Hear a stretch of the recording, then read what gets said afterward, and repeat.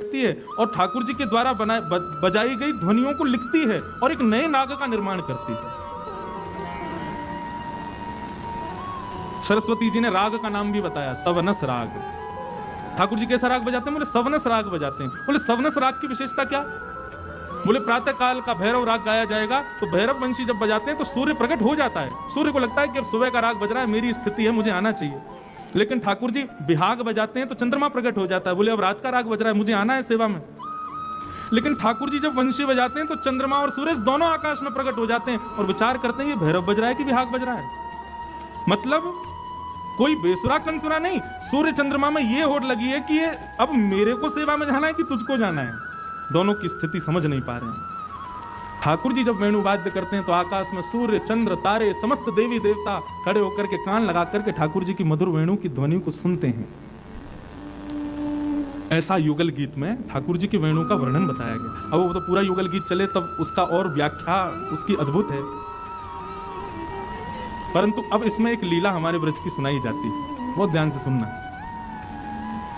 ठाकुर जी जब वंशी बजाते हैं तो आकाश में चंद्र और सूर्य दोनों प्रकट हो जाते हैं।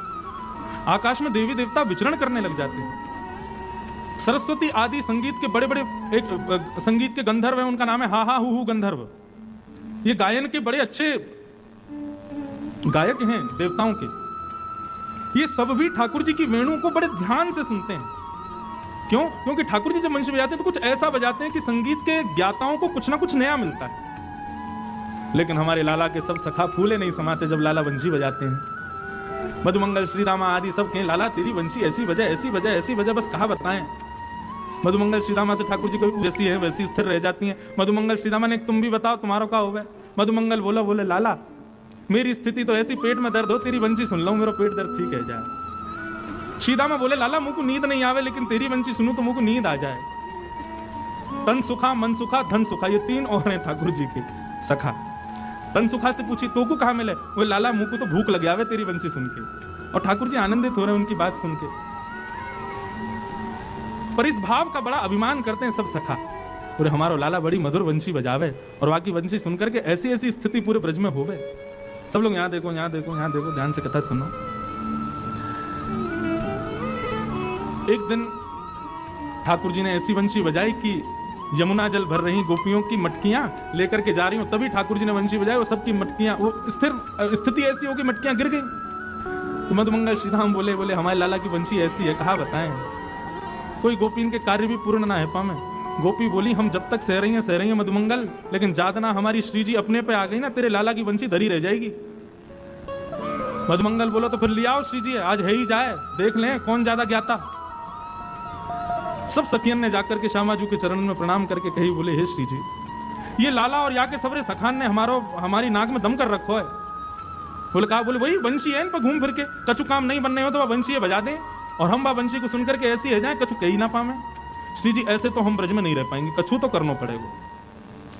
तो श्री जी बोली फिर एक काम करो। क्या? बोले श्याम सुंदर से कहो अपनी वंशी लेके आवे यमुना पुलिन पर, और हम अपनी वीणा लेके आ रही हैं और कल नेक नेक है ही जाए, देखें कौन में ज्यादा ख्याति है। मधुमंगल श्रीधामा सदैव यही कहते रहे, बोले हमारो लाला वंशी बजावे, आकाश में देवता प्रकट है जाए, सूर्य चंद्र आदि सब प्रकट है जाए, नेक दिखाते दो इन लोगों को कि हमारी श्री जी कैसी। तो ललिता विशाखा ने जाके मधुमंगल श्रीधामा सबसे कही भैया लाला तो कहते कल वंशी लेके आए अपनी, और हमारी श्यामाजू भी आएंगी, कल पता चले ही जाए कि संगीत को सबसे बड़ा विद्वान कौन। मधुमंगल बोला हाँ ठीक है। ललिता बोली लेकिन ऐसे काम नहीं चलेगा, पहले ही बता दे हारवे वारो कहा करेगो। मधुमंगल बोलो तेरी बात माने ललिता, जो हारेगो वो जीतवे वारे को सदा दास बन के रहेगो। अगर तुम्हारी श्यामाजू हारी तो वो हमारे लाल जी की सदा दासी बन के रहें, और यदि हमारो लाला हारो तो फिर हम वचन दे रहे हैं वो दास बनेगा। तो यही संकल्प से कंपटीशन जैसा एक रखा गया। ठाकुर जी लेके आए अपनी वंशी और सब सखा जय जयकार करते आ रहे हैं, बोले नंद के लाला की जय, यशोदा दुलारे की जय, पूछरी के लौटा की खूब खूब प्यारे। या को अर्थ पता है? ठाकुर जी ने जब गिरिराज जी धारण किए तो गिरिराज जी अब इकन्नी उंगली पर धारण किए। हम लोग चित्रण में देखें कि गिरिराज जी टिक गए, लेकिन गिरिराज जी जब इकन्नी उंगली पर धारण किए तो वो थोड़े थोड़े ऐसे हिल रहे। कभी यहाँ को कभी वहां को। इस पर भी हमारे अष्ट सखा पद गाते हैं, कान्हा कुंवर के कर पल्लव पर मानो गोवर्धन नृत्य करे। श्री गिरिराज जी नृत्य कर रहे हैं और जैसे ही गिरिराज जी एक तरफ को झुके तो सब ग्वाल वाल अपनी छड़ी लगावे और जैसे वो कहते हैं जोर से जोर लगाओ, क्या बोलते हैं, वही सा क्या बोलते हैं, जोर